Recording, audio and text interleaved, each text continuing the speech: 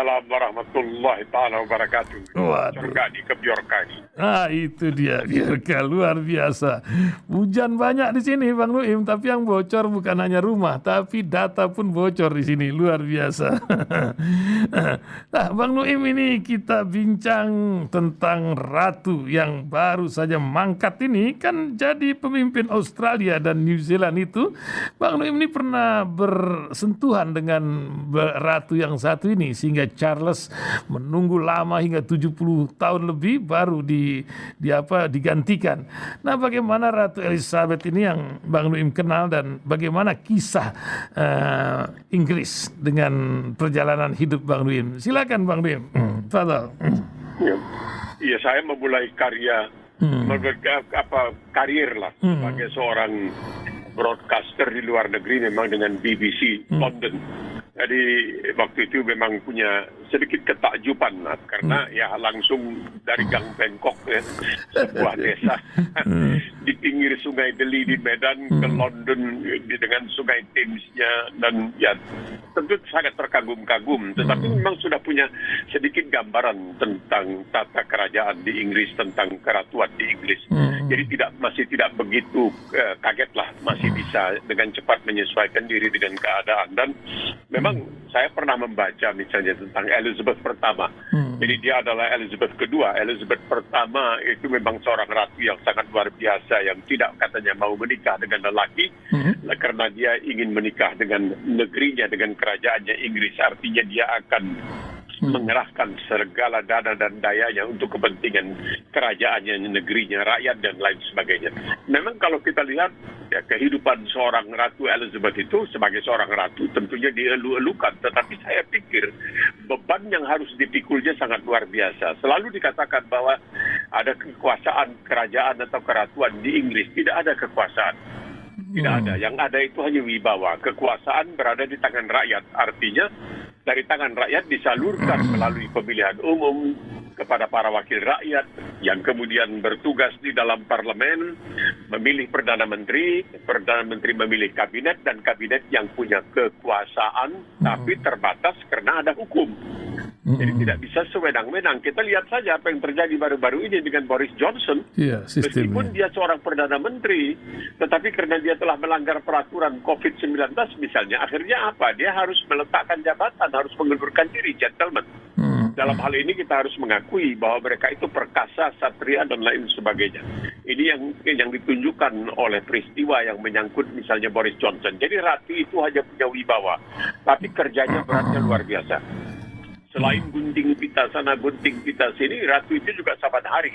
Kecuali 2 hari dalam setahun, yaitu pada Paskah dan Natal, tidak memeriksa apa yang disebutkan sebagai kotak merah. Nah, kotak merah ini berisi berbagai macam dokumen pemerintahan yang harus diteliti oleh seorang raja atau seorang ratu. Jadi tidaklah semudah seperti yang dianggap orang, karena dia juga punya tugas-tugas. Jadi jangan makan gaji buta, karena kadang-kadang di dunia ini banyak orang yang dikasih jabatan yang tidak sesuai dengan kemampuannya. Lalu Rasulullah mengatakan, serahkan urusan kepada ahlinya, kalau tidak tunggulah kehancuran. Jadi jangan diserahkan kepada orang-orang yang tidak berkemampuan hanya karena barangkali dia punya nama atau punya keturunan dan lain sebagainya. Tapi kalau dalam soal kerajaan atau keratuan di Inggris, memang ratu itu sendiri tidak pernah ke universitas. Berbeda dengan Charles III. Dia pernah masuk universitas, awalnya belajar antropologi, tapi kemudian belajar sejarah, lalu masuk angkatan laut, latihan dan lain sebagainya, kemudian menjadi pilot helikopter dan seterusnya, sampai kini menjadi raja. Jadi dalam hal tradisi memang yang kita hargai dari segi keduniaan, dari segi duniawiyah, dari segi kemanusiaan, tapi tidak lebih dari itu. Cuma satu hal, Bung Ihsan, mengenai Raja Charles III, apakah dia akan terus pakai nama Charles III atau tidak? Karena namanya macam-macam, ada nama George, ada nama Philip, ada nama Arthur, dia boleh pilih salah satu di antaranya. Sementara ini dia dikenal sebagai Raja Charles III. Nah, ini orang yang punya bukan saja kesimpatian, bukan saja punya perasaan kebersamaan dengan Islam, tetapi dia mengaku mempelajari agama Islam melalui Al-Quranul Karim, sehingga timbullah rasa segannya dan hormatnya kepada Islam, karena pada hebatnya Islam itu sangat bersahabat dengan alam lingkungan. Suatu hal yang membuat dia menjadi seorang yang sangat idealistis mengenai lingkungan hidup yang sekarang ini memang tentunya sudah sangat penting ya. Kita mengingat apa yang terjadi banjir misalnya di Pakistan dan kemudian musibah kebakaran di Yunani, di Portugal, di California dan di Jerman, di banyak tempat lain. Jadi kita melihat adanya kecenderungan oleh seorang Raja Charles III untuk menunjukkan simpatinya kepada Islam dan Muslim. Dan dia pernah memang mengatakan sebagai raja tidak hanya menjadi orang yang mempertahankan keyakinan tertentu, tetapi semua keyakinan. Jadi keyakinan tertentu di sini yang dimaksudkan adalah gereja Anglikan, seperti mana disebutkan di dalam ketentuan kerajaan dan keratuan di Inggris. The faith, keyakinan tertentu, yaitu gereja Anglikan. Dia ingin sebagai orang yang mempertahankan keyakinan yang ada di Inggris secara keseluruhan, tentunya termasuk Islam dalam hal ini. Dan kita mengetahui ketika terjadi upaya untuk memperolok-olok Nabi Muhammad SAW yang dimulai oleh sebuah koran di Skandinavia, itu Charles sangat menyayangkan hal-hal yang seperti itu yang dianggapnya tidak perlu. Jadi orang yang betul-betul punya simpati lah terhadap ajaran agama Islam dan terhadap umat Muslim. Ya, luar biasa memang. Walaupun konstitusi Australia dan New Zealand itu tetap menjadikan raja ini menjadi bagian dari konstitusi ya, begitu Bang Nim. Tapi tidak semua negara Commonwealth ya, Bang. Tidak ada kira-kira 14-15 negara Commonwealth atau persemakmuran yang menganggap ratu sebagai kepala negara tituler. Jadi di Australia ini ada gubernur jenderal, tapi gubernur jenderal ini dikatakan wakil ratu di Australia. Gubernur jenderal ini tidak punya kekuasaan, dia punya wibawa. Jadi dia melantik kabinet ini, tapi atas nama ratu semuanya. Bahkan misalnya sumpah seorang anggota DPR di Australia pun mengabdi rakyat dan setia kepada ratu. Kami bersumpah untuk mengabdi kepada rakyat dan setia kepada ratu serta para keturunannya dan lain sebagainya. Jadi Australia ini harus mengubah, misalnya mata uangnya nanti akan diubah, tidak lagi menunjukkan gambar Ratu Elizabeth, tetapi gambar Ratu Charles III. Nah ini ada yang mengatakan kenapa Charles mungkin akan mengubah namanya, tidak Charles III, mungkin menjadi Raja Arthur, mungkin ini semua mungkin. Karena begini, dalam sejarah di Inggris itu Raja Charles pertama itu bentrokan dengan kalangan Protestan. Protestan dalam hal ini artinya Puritan, yaitu Cromwell. Nah, Cromwell ini kalau zaman sekarang mungkin disebut Salafi atau barangkali radikal atau Wahabi atau apalah. Mereka sangat keras. Misalnya di zaman Cromwell itu dilarang merayakan Natal karena Natal itu dianggap bid'ah karena tidak ada dasar sejarahnya, katanya bahwa Nabi Isa alaihissalam lahir pada tanggal 25 Desember dan lain sebagainya. Jadi keras sekali ini Cromwell ini. Dan kemudian terjadi percekcokan dengan Raja Charles pertama. Akhirnya Raja Charles pertama dijatuhi hukuman mati dengan pemenggalan kepalanya. Dan pemenggalan kepala itu di abad ke-17 dilakukan pada tanggal 30 Januari. Nah, 30 Januari di Inggris itu saya tahulah, saya pernah tinggal di sana, itu dinginnya luar biasa. Kalau kata orang Medan, Allahu Rabbi dinginnya. Nah, itu akan dilakukan di depan umum. Jadi di tempat terbuka. Nah, ketika akan pergi untuk berhadapan dengan algojonya, Raja Charles pertama ini mengatakan kepada ajudannya minta diambilkan jubah yang tebal. Lalu ajudannya mengatakan, tuanku untuk apalah mau berpenampilan pakai jubah tebal ini semua, kan tuanku akan dipenggal kepala tuanku. Oh bukan itu, kamu tahu di luar itu dingin sekali. Kalau aku keluar lalu aku karena kedinginan menggigil, nanti rakyat yang akan menyaksikan pemenggalan kepala aku menyangka bahwa aku takut dipenggal. Enggak, aku nggak takut dipenggal. Aku aja nggak mau kedinginan saja. Tolong kasih saya itu. Jadi Inggris ini punya cerita-cerita yang kurang menarik sekali lah, begitu kira-kira. Iya, memang luar biasa pergolakan agama di antara Kristen sendiri di Inggris ini. Nah, tapi pergolakan Inggris ini akankah menjadi sebuah Bang Nuim ya di Eropa? Karena kan Inggris ini selalu berbeda dengan Eropa. Kemarin aja ada Brexit, dia mau sendiri ini ceritanya. Apakah menjadi proud sendiri buat orang Inggris, Bang Nuim? Ya, ini Inggris ini memang menganggap dirinya lain daripada yang lain. Ini harus kita akui. Misalnya begini.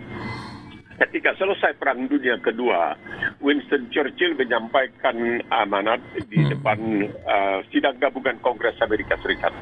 Kalau tidak salah di situ dia memperingatkan umat manusia tentang tirai besi yang ada di Eropa, maksudnya Uni Soviet, komunis. Oleh sebab itu, dia menganjurkan agar Eropa Barat bersatu. Maka dibentuklah pasaran ekonomi bersama pada waktu itu, bukan Uni Eropa ya, seperti sekarang ini. Namanya dulu awalnya pasaran ekonomi bersama Eropa dibentuk, tapi dia tidak mau masuk. Dia bentuk, tapi dia tidak mau masuk. Seakan-akan karena dia berada di lepas Eropa, jadi karena ada selat yang memisah antara Pulau Inggris atau United Kingdom atau kerajaan bersatu dengan Eropa, dia tidak mau masuk. Tapi dia mengusulkan agar dibentuk. Pada akhirnya, ketika Harold Wilson tahun 64 terpilih sebagai Perdana Menteri dari Partai Buruh dan melihat bahwa memang kalau tidak masuk ke Uni Eropa, tidak masuk ke pasaran bersama Eropa, Inggris bisa kewalahan dari segi ekonomi, karena perdagangan dan lain sebagainya, tentunya nanti akan ada pembedaan karena dia bukan anggota. Akhirnya mereka berusaha masuk. Dan di situ Perancis memang betul-betul ingin mempermalukan Inggris, hingga membuat Inggris itu macam mengemis-ngemis. Padahal usul dari pembentukan itu datangnya dari Inggris. Akhirnya memang singkat cerita diterima. Tapi kemudian Inggris memisahkan diri lagi, tidak mau lagi keluar dari Uni Eropa karena menganggap dirinya agak lain. Nah, bukan itu saja. Kita mengerti bahwa di dunia ini ada yang namanya FIFA. Persatuan Sepak Bola, Federasi Sepak Bola Sedunia. Yaitu inisiasinya siapa? Prakarsanya siapa? Prakarsa Inggris. Tapi dia tidak mau masuk. Dia tidak mau menjadi anggota. Pada akhirnya ketika dia dikalahkan 2 kali bertubi-tubi oleh Hungaria, baik dalam pertandingan di Wembley di Inggris maupun dalam pertandingan di Budapest, dia kalang kabut, barulah dia masuk menjadi anggota FIFA. Ya, inilah Inggris ini menganggap dirinya lain daripada yang lain, karena mereka punya sejarah yang memang barangkali mereka lah yang pantas mengatakan penguasa. Kita adalah bangsa yang besar karena mereka pernah menjadi superpower, pernah menjadi adik kuasa. Kita mengetahui bagaimana di abad ke-17 ya, Inggris itu diserang oleh Spanyol yang mengerahkan 125 kapal untuk menyerang Inggris. Nah, ceritanya lagi, apakah ini benar atau tidak? Ketika armada Spanyol sudah mendekati Inggris, itu dilaporkan kepada panglimanya, Jack Hawkins kalau tidak salah pada waktu itu, dengan Francis Drake, bahwa armada Spanyol sudah di ujung mata, di ujung hidung. Mereka mengatakan, tunggu dulu, ini kami lagi main kroket ini, macam main golf. Tentu ini belum selesai. Nanti begitu kita selesai main ini, kita hadapi itu Spanyol. Akhirnya memang Spanyol terbirit-birit. Kabarnya dari ratusan, lebih dari 100 kapal yang dikirim, itu cuma 1 yang kembali dengan selamat. Ini asal-usulnya ada karena persoalan Raja Henry ke-8 yang menceraikan istri pertamanya, yang notabene adalah janda dari saudara lelakinya. Dan ketika dia ingin menceraikan istri pertamanya yang seorang Katolik berasal dari keluarga kebangsawanan Spanyol, dia tidak mendapat izin dari Paus. Karena di dalam ajaran gereja Katolik tidak ada perceraian. Yang ada itu adalah annulment bahasa Inggrisnya, yaitu pembatalan pernikahan. Nah, karena tidak mendapat izin dari Paus, dia marah. Akhirnya dia bilang, kita bikin gereja sendiri. Maka dibuatlah gereja Anglikan. Dalam hal ini banyak ritual-ritualnya memang masih mirip ritual Katolik ya, tetapi pendetanya boleh menikah dan lain sebagainya. Akhirnya Raja Henry ke-8 tentunya dicela sangat keras oleh gereja Katolik karena mendirikan gerejanya sendiri hanya karena dia ingin untuk menceraikan istrinya dan untuk bisa menikah lagi.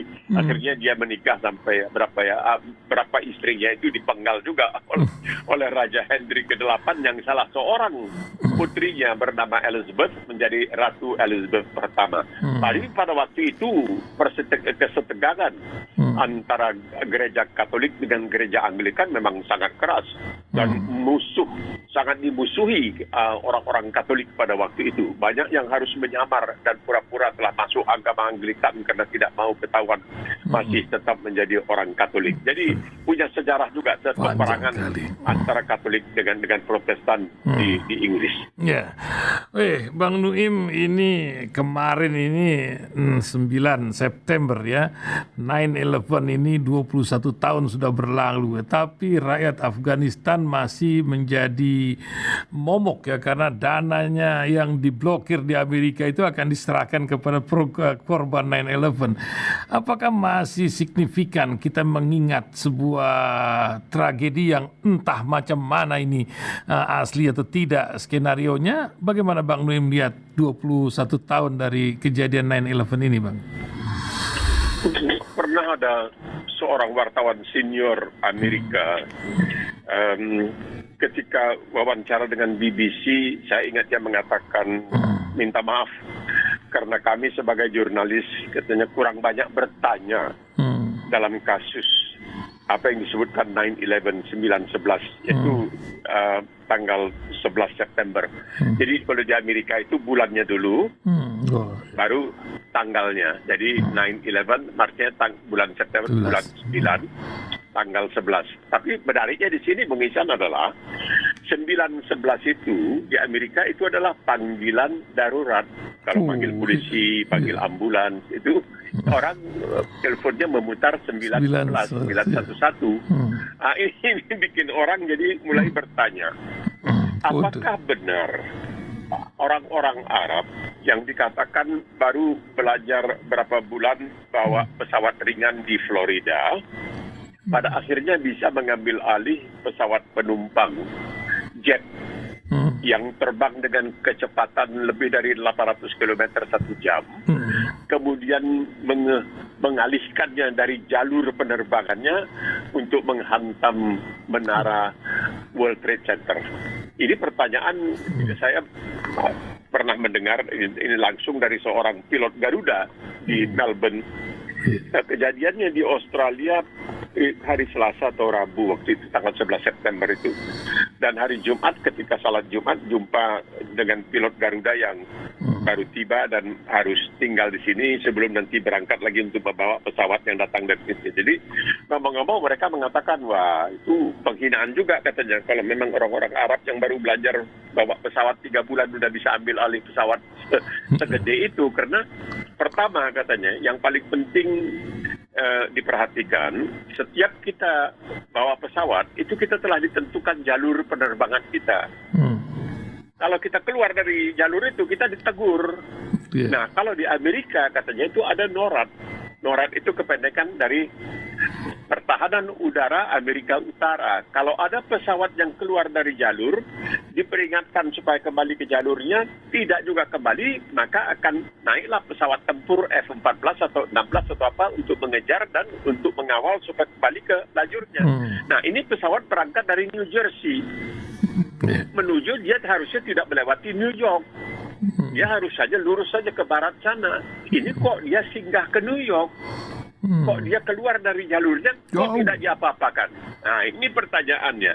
Itu satu. Kedua, apakah mungkin seorang yang baru belajar bawa pesawat 3 bulan, bawa pesawat ringan, bahkan pesawat mesin 1 barangkali untuk mendarat saja barangkali mereka belum bisa, kok bisa mengambil alih pesawat jet yang begitu hebat, yang begitu canggih? Sebab katanya begini Pak, kata pilot itu kalau belok itu tidak semudah membelokkan sepeda atau mobil. Di udara itu belok itu ada angin, ada semuanya diperhitungkan. Nah itu kan perlu katanya pelajaran kita itu harus latihan yang berat katanya. Makanya kita itu bertahun-tahun baru bisa jadi pilot. Ini bukan itu saja, tapi 2 pesawat berturut-turut dan jarak antara satu pesawat dengan pesawat lainnya itu 40 menit. Mana katanya itu pesawat pengawal Amerika Utara itu, NORAD itu, North American Air Defense System, atau sistem pertahanan udara Amerika Utara. Mana kok nggak naik? Nah, ini pertanyaan-pertanyaan yang barangkali agak susah juga untuk dijawab. Kemudian ada cerita bahwa ketika kejadian itu ada beberapa orang dari Israel katanya berada di atas mobil mereka untuk melakukan film dan sebagainya. Mereka mencak-mencak kegirangan. Ya, ini semua yang tidak pernah sebenarnya terungkap, diusut sampai tuntas. Karena ketika setelah peristiwa itu terjadi, ada seorang profesor di sebuah universitas di Amerika yang menugaskan mahasiswa-mahasiswinya untuk memikirkan suatu skenario apa yang sebenarnya terjadi.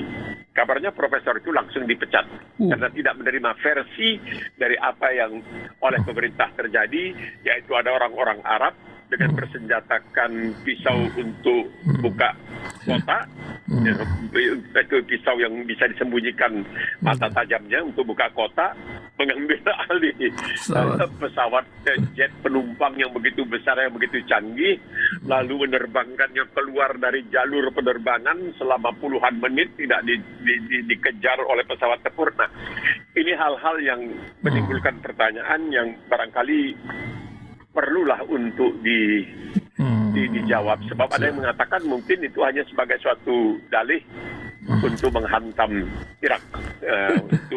Bahkan mengatakan bahwa ini yang melalainya adalah Irak, Saddam Hussein katanya bersekongkol dengan Usama bin Laden. Tidak mungkin. Usama bin Laden itu Salafi betul-betul. Dia sangat taat. Dia tahu Saddam itu tidak salah, minum whisky dan lain sebagainya. Jadi tidak mungkin. Dan bukan itu saja, tetapi Perserikatan Bangsa-Bangsa juga yang mengirimkan pejabat-pejabatnya ke Irak mengatakan tidak ada senjata pembungkas bangsa. Tidak ada di Irak tuh, nggak ada sama sekali. Tapi Colin Powell sebagai Menteri Luar Negeri waktu itu seakan-akan dibujuk atau dipaksa untuk berdusta di depan Perserikatan Bangsa-Bangsa untuk mengatakan bahwa Saddam Hussein punya senjata pembungkas massal dan lain sebagainya. Ya, itulah dia. Dusta-dusta kebohongan itu tergantung kepada siapa yang melakukannya. Dan kemudian karena apa yang dilakukan oleh Amerika terhadap Irak itu, menurut majalah kedokteran Inggris The Lancet yang pertama terbit di abad ke-19, jadi sangat disegani lah, mengatakan dengan masuknya bala tentara Amerika ke Irak itu lebih dari 500.000 orang sudah meninggal, sudah tewas. Tapi ya karena yang tewas itu kebanyakan Muslim, sebagaimana halnya dengan Rohingya, kemenalannya dengan Uighur. Barangkali orang bilang, alah nggak apa-apa lah yang tewas kan cuma Muslim. Juga yang tewas misalnya di Israel dan lain sebagainya tidak begitu dihiraukan. Ya, luar biasa. Memang ini penyongsong akhir zaman nih, banyak peristiwa-peristiwa unik ya. Tapi Bang Nim dengar itu proyek NEOM Arab Saudi, Bang Nim. Saya jadi ingat sebuah hadis gitu Bang Nim ya. Ketika orang tidak bersepatu membangun gedung-gedung tinggi itu sekarang, apakah ini bagian dari komponen akhir zaman atau macam mana Bang Nim kisahnya itu di sana? Ya, hadis itu tentunya banyak dipersoalkan.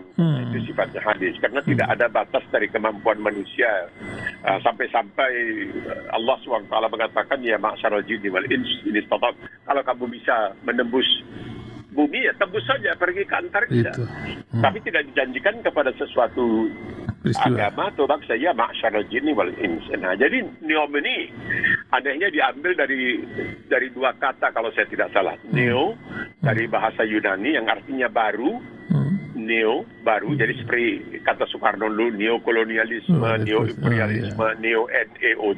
Dan M ini kalau tidak salah diambil dari kata Arab mustaqbal, dari mim. Mustaqbal artinya masa depan. Jadi nampaknya Muhammad bin Salman ini ingin membangun kota seluas berapa? 170 km dengan apa yang disebutkan, yaitu sebagai ungkapnya sebagai judulnya adalah masa depan yang baru, NEOM. Jadi mustaqbal, masa depan yang jadi kalau bahasa Arabnya barangkali mustaqbal, jadi mungkin mustaqbal jadi yang, atau NEOM itu pakai dua kata dari kata Yunani, neo artinya baru, M-nya itu kabarnya mustaqbal, artinya masa depan dalam bahasa Arab. Jadi mereka ingin suatu kota masa depan dengan nilai berapa triliun rial itu akan dibangun, dan terjadi juga penggusuran. Banyak protes-protes, dan itu akan dikatakan menggunakan bahan bakar terbaru dan lain sebagainya, dan akan merupakan sangat luar biasa lah. Jadi akan merupakan kota yang memang sangat luar, atau permukiman yang sangat luar biasa, untuk mengalihkan agar Arab Saudi jangan semata-mata mengandalkan minyak dalam ekonominya, tetapi bisa dengan cara-cara lain. Seperti sekarang kita ketahui, mereka juga sudah membuka pintu untuk para turis dan lain sebagainya. Jadi NEOM ini, itulah dia Neo Mustaqbal, atau masa depan yang baru, itu kira-kira. Jadi apakah hadis dalam hal ini berlaku atau tidak, ada yang mengatakan tidak bisa, karena manusia itu diberi kesempatan untuk bisa berusaha. Bisa. Kalau tidak, katanya tidak mungkin bahwa begitu banyak penemuan di dunia ini yang dilakukan oleh para ilmuwan Muslim. Itu sesuatu yang sangat tidak masuk di akal, katanya. Karena pernah ada seorang direktur utama bernama Carly Fiorina dari Hewlett Packard. Ini Hewlett Packard ini kan perusahaan komputer yang sangat luar biasa. Beberapa waktu yang lalu ketika menyampaikan sambutan, tiba-tiba dia bicara mengenai suatu masa kejayaan teknologi yang sangat luar biasa antara tahun 800 dan 1600, yaitu teknologi yang diprakarsai oleh Muslim, antara lain dengan pembangunan, katanya, Baitul Hikmah dan lain sebagainya. Ini bikin orang garuk kepala. Dia non-Muslim, tapi dia berbicara berbunga-bunga tentang kehebatan teknologi yang dimungkinkan oleh ajaran agama Islam, yang kata Maulana Wahiduddin Khan, bisa dilakukan karena Islam tidak percaya kepada takhayul. Artinya, kalau lihat pohon itu bisa dipelajari, lihat matahari dipelajari, lihat bulan dipelajari, dunia. Nah, pada waktu itu, ini bukan menjelekkan, pada waktu itu gereja mengatakan bahwa matahari mengitari bumi, karena bumi ini sakral, bumi ini sangat suci, karena di bumi ini telah lahir seorang Yesus, di bumi ini telah disalib seorang Yesus, di bumi ini telah dibangkitkan kembali seorang Yesus. Nah, orang seperti Galileo itu mengatakan nggak benar kalau bumi matahari mengitari bumi, sebaliknya. Nah, kata para ahli seperti ada namanya McBain, itu orang-orang ini, bahwa menurut para ahli Islam, matahari itu tidak mengitari bumi, tapi bumi yang mengitari matahari. Jadi Islam melakukan terobosan-terobosan di dalam bidang ilmu pengetahuan. Jadi tidak ada batasnya. Itu soalnya kamu mau coba seperti kata Rasulullah SAW, kalau soal ukhrawi tanya saya. Tapi kalau soal duniawi jangan ikuti kalau nasihat saya itu salah dalam soal mengawinkan pohon korma itu. Jangan ikuti kalau saya salah, karena saya bukan ahli duniawi, saya ahli ukhrawi. Jadi NEOM itu ya rasanya merupakan upaya manusia lah. Kita lihat apakah akan selesai, karena itu akan selesai mungkin masih tahun berapa, 2027 barangkali, atau 2030, masih banyak waktu. Iya, luar biasa Bang Nuim. Ya, kita lihat nanti apa yang terjadi. Dunia sudah makin tua dan makin canggih saja. Tapi kecanggihan ini nampaknya menjadi sebuah masalah. Bang Nuim ini kan masih pegang KTP Indonesia kan, warga negara Indonesia, yang kata Menteri Kominfo harus hati-hati. Tapi alih-alih hati-hati, ini hacker Bjorka ini langsung menohok pada menteri itu sendiri, membongkar bocoran-bocoran data dari urusan data KPU lah, data inilah, data macam rumah kaca ini. Bagaimana Bang Nuim melihat ini? Hacker Bjorka ini bekerja? Apakah macam Wikileaks dulu atau macam mana ini, Bang? Silakan Bang Nuim. Ini sudah biasa ya. Biasa. Apa yang disebutkan scamming itu sudah terjadi. Sudah terjadi di mana-mana dan seterusnya. Ini hanya ingin mengingatkan kita, kita tidak boleh terlalu takabur. Bahwa kita yang paling hebat dan lain sebagainya. Ini terjadi. Kalau memang tidak ada yang jelek yang mau disembunyikan, sebenarnya tidak begitu menjadi persoalan. Nah, kalau WikiLeaks itu banyak kejelekan yang ingin ditutupi oleh Amerika. Perbuatan-perbuatan durjana Amerika itu dibongkar oleh Julian Assange. Makanya mereka marah sekali. Jadi kalau tidak ada yang terlalu jelek, misalnya itu kasus penembakan 6 orang pemuda anggota waktu itu Front Pembela Islam tanpa diadili. Kalau itu terbongkar, alhamdulillah baik-baik saja supaya kita ketahui semua itu. Kemudian bahwa ada misalnya data-data pribadi dan sebagainya, ya, seperti dikatakan, kalau tidak ada yang perlu ditutup-tutupi, kan kita hanya menutup-tutupinya membawa aib, kesalahan kita dan lain sebagainya, kata orang. Selebihnya itu terserah, karena kita juga melaporkan kepada RT, kepada lurah, ini nama saya, ini tanggal lahir saya, ini segala macam. Kemudian pada kantor pajak kita mengatakan, ya ini dia pendapatan saya dan sebagainya. Jadi ya memang ada hal-hal barangkali yang tidak perlu diketahui oleh orang lain. Tapi kalaupun diketahui, apakah ini akan memberati kita, asalkan jangan itu digunakan untuk tentunya mengorbankan kita. Karena memang scammer sekarang ini sudah banyak. Di Australia ini sudah banyak bank yang harus mengembalikan uang para nasabahnya yang ditipu oleh scammer-scammer ini. Jadi bank yang menanggung segala itu, karena bank ini dianggap bertanggung jawab, seharusnya bisa melindungi segala macam keterangan yang ada. Ini elektronik sekarang ini memang canggih. Tetapi sepandai-pandainya polisi, biasanya pencuri masih lebih hebat lagi, sehingga bisa melakukan hal-hal yang agak sulit untuk bisa dicegah. Ya, kita pikir ini sesuatu yang kata orang, wah ini pembalasan dendam. Oleh siapa? Wah, oleh orang-orang yang dahulu dihilangkan keindonesiaannya karena mereka dianggap PKI dan lain sebagainya, dan mereka bertempat di Warsawa, di Polandia, di Cekoslovakia, di banyak tempat. Karena mereka berlawanan dengan kehendak Orde Baru, maka sekarang ini mereka balas dendam. Wallahu alam, apakah itu benar atau tidak, kita lihat saja. Cuman ini menimbulkan kegemparan sehingga mengalihkan lagi perhatian pemerintah dari tugas yang sesungguhnya untuk memberikan kesejahteraan kepada rakyatnya. Ya salam, luar biasa. Terakhir Bang Nuim, pesan buat pendengar radio Silaturahim, apa yang ingin diingatkan di perjalanan hidup yang makin seru saja di sini gitu Bang Nuim. Silakan Bang Nuim. Iya, ini sebenarnya agak sedikit panjang dan aneh. Silakan Bang. Ada satu ayat di dalam Al-Quran. Semula ayat ini saya juga waktu membacanya itu lah, kenapa ya? Innallah la yastahi. Allah Subhanahu wa taala tidak malu menciptakan nyamuk. Saya pikirlah, kok Quran kok bicara mengenai nyamuk ya? Ini Al-Quranul Karim ini bicara mengenai nyamuk.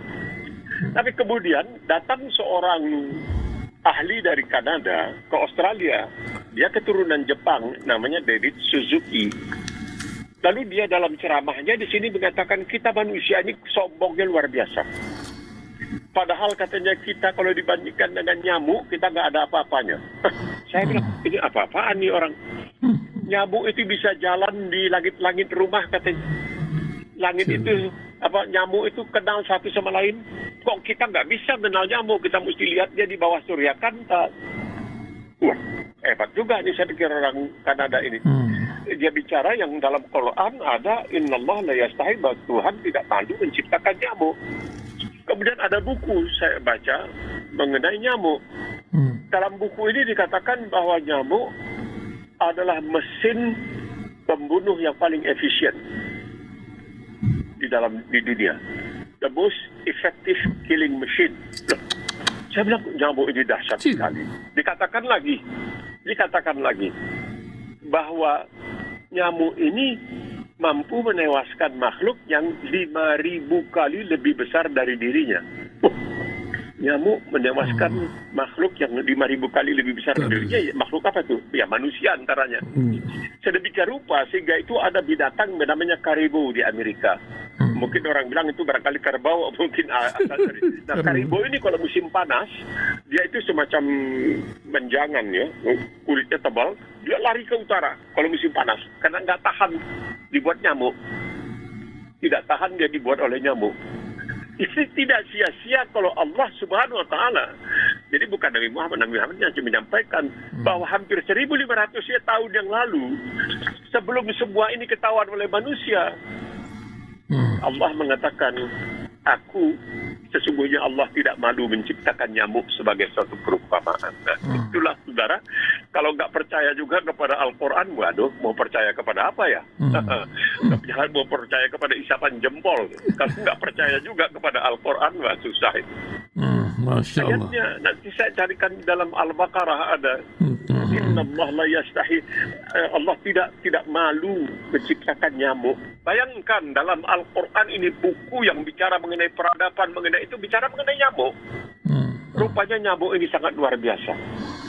Sangat luar biasa. Sampai dikatakan, ada yang mengatakan salah seorang manusia terhebat di dalam sejarah, yaitu Iskandar Agung dari Makedonia, atau suka dikatakan dari Yunani, dia dari Makedonia, yang tewas dalam usia 32 tahun.